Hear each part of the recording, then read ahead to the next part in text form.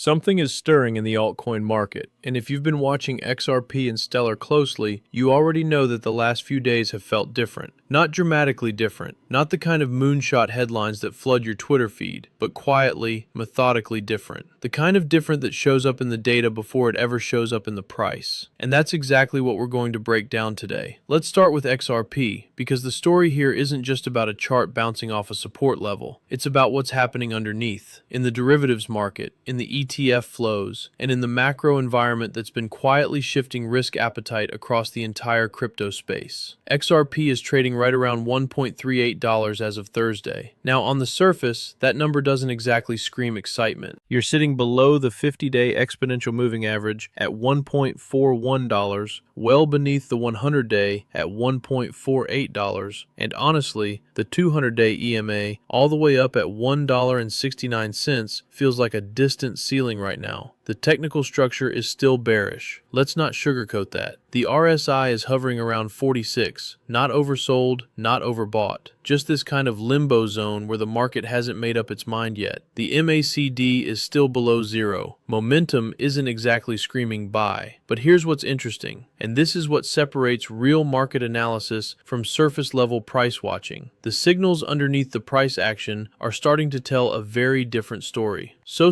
value data is showing that XRP's spot ETFs recorded an inflow of $1.45 million on Wednesday alone. And that's not a one-day anomaly. That marks 5 consecutive days of positive flows since last week. 5 straight days. In an environment where institutional money has been notoriously fickle, where Bitcoin ETF flows have been the only real story in the room for months, XRP is quietly building a streak. And if you understand how institutional capital works, it doesn't just pour in all at once. It trickles, it tests, it validates. And then, when confidence builds, the trickle becomes a flood. We're not at the flood stage yet, but the trickle is consistent, and consistency in ETF flows is one of the most underrated signals in this market. Now let's talk crypto quant, because the on-chain data is where things get genuinely interesting. The summary data for XRP shows cooling conditions on spot markets, which sounds bearish on first read, but what it actually means is that the panic selling, the fear-driven dumping, is losing steam. The extreme bearish pressure that's been grinding XRP lower is starting to exhaust itself. Meanwhile, for Stellar, you're actually seeing buy-side dominance on spot markets right now. Buyers are outpacing sellers. That's not nothing. That's a data point that deserves your attention. Over on the derivative side, CoinGlass is showing XRP's long to short ratio at 1.02 and Stellar's at 1.01 as of Thursday, both above 1, both signaling that the majority of traders with open positions are positioned for price appreciation. Now, I know what the contrarians in the comments are going to say. High-long ratios can be a setup for a long squeeze. And yes, that's true in highly leveraged, overextended markets. But at 1.02, at 1.01, this isn't euphoric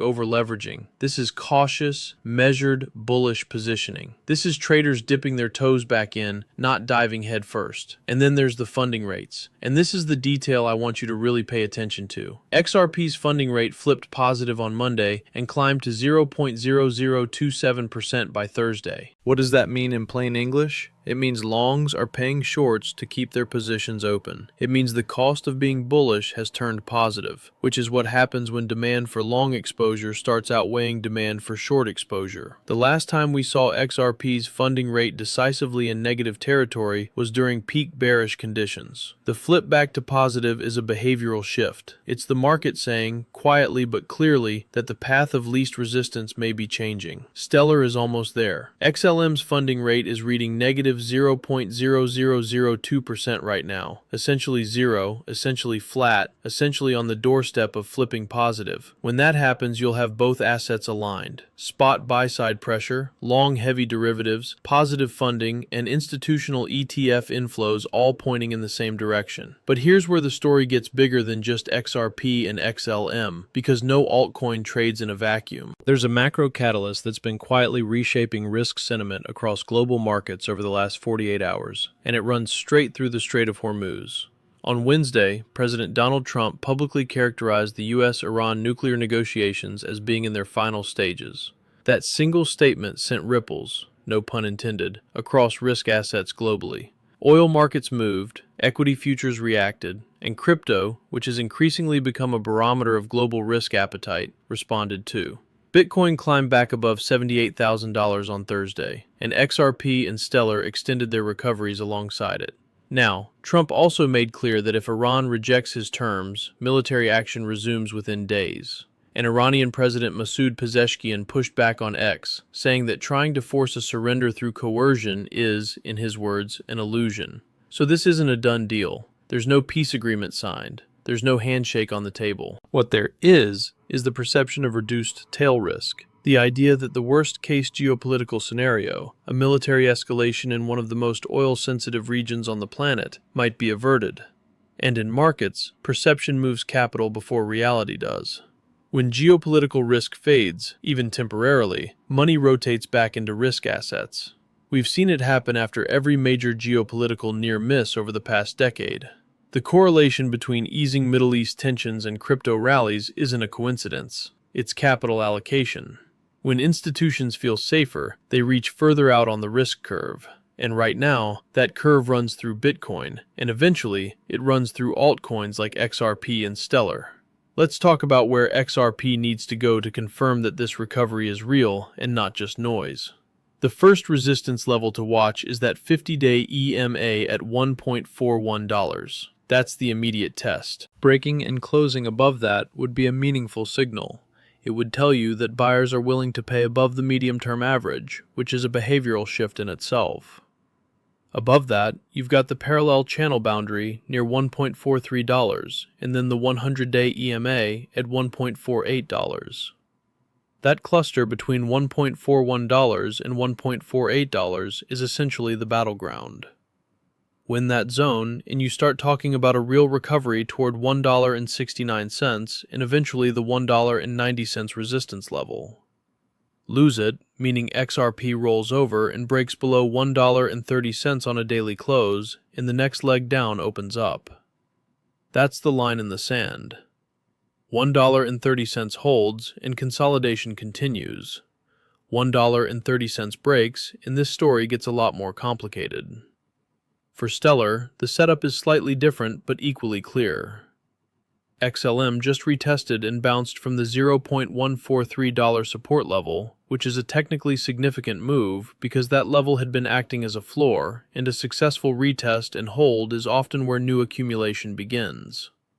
The RSI on Stellar's daily chart is sitting around 37, not quite oversold, but close enough that the downside momentum is starting to look tired. The MACD is still negative, still below zero, but the slope is flattening. When the MACD starts losing its downward slope while still below zero, it often precedes a crossover, and that crossover, when it comes, tends to be the technical trigger that brings in momentum traders. On the upside, Stellar needs to clear the 50-day EMA at $0.1604 to start looking constructive. Above that, you've got the 23.6% Fibonacci retracement at $0.1637, then the 100-day EMA near $0.1706. The real recovery target, the level where you'd say Stellar has genuinely turned a corner, is that 38.2% Fibonacci retracement zone between $0.1807 and $0.1810. That's the zone where the broader bearish structure starts to crack. And if macro conditions continue to improve, if ETF flows keep building, if the Iran situation de-escalates further, that target isn't unreasonable. So here's the bottom line. XRP and Stellar are not in a confirmed uptrend. Let's be absolutely honest about that. The EMAs are stacked bearishly above price. The momentum indicators are soft. The technicals alone don't justify jumping in with both feet. But the derivatives data, the on-chain metrics, the ETF inflow streak, and the improving macro backdrop are all quietly aligning in a way that suggests the worst of this corrective phase may be behind us. What you're watching for in the coming days is simple. Watch the ETF flow streak. Does it extend to 6, 7, 8 consecutive days? Watch XRP's funding rate. Does it continue to climb? Watch Stellar's funding rate. Does it flip positive? And watch that $1.30 support on XRP like a hawk, because as long as it holds, the bulls have a case to make. This market rewards those who read the data before the price moves, not after. The signals are there. They're not screaming, they're whispering. And in crypto, the whispers always come before the headlines.